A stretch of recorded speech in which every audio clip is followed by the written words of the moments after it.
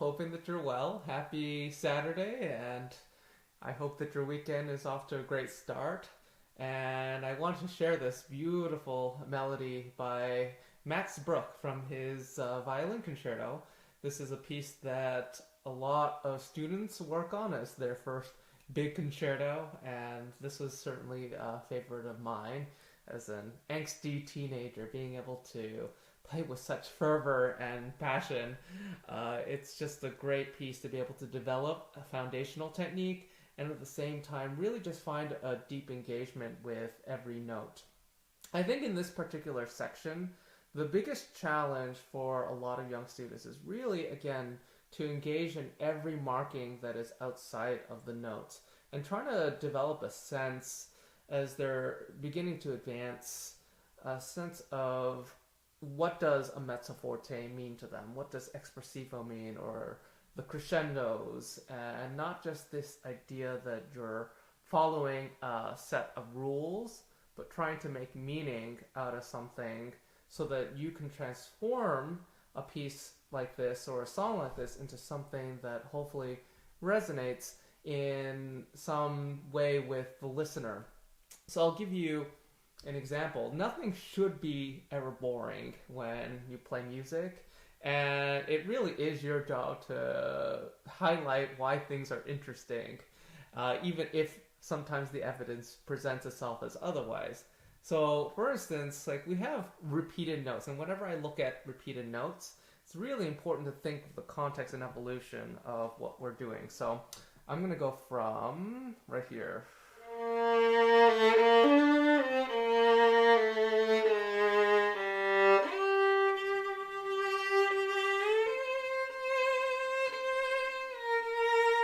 So when you look at that bar in particular, you have 4 Gs, actually 5 Gs.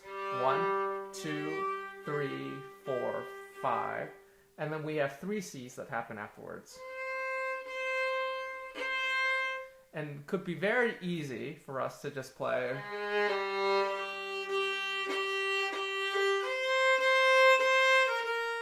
But when you look at it in context, you see that you're emerging into a ritardando.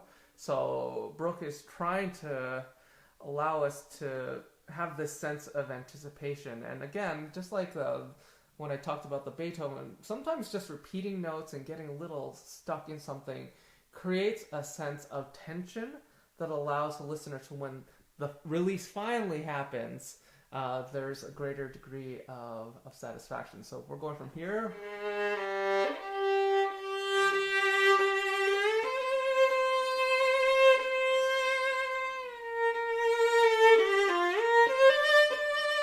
And then we're in this very beautiful, pleasant, and passionate melody.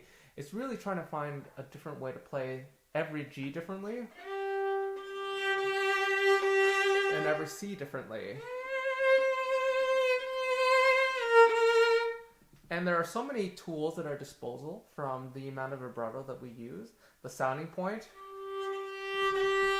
the amount of bow, the amount of pressure, the amount of vibrato,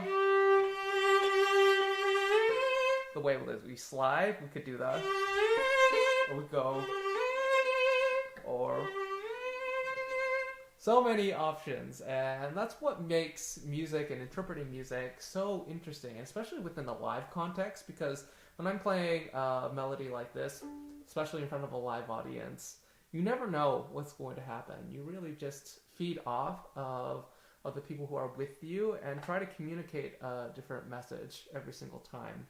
I know I get a little bit geeky about these things, but the idea of just being able to play even repeated notes like this,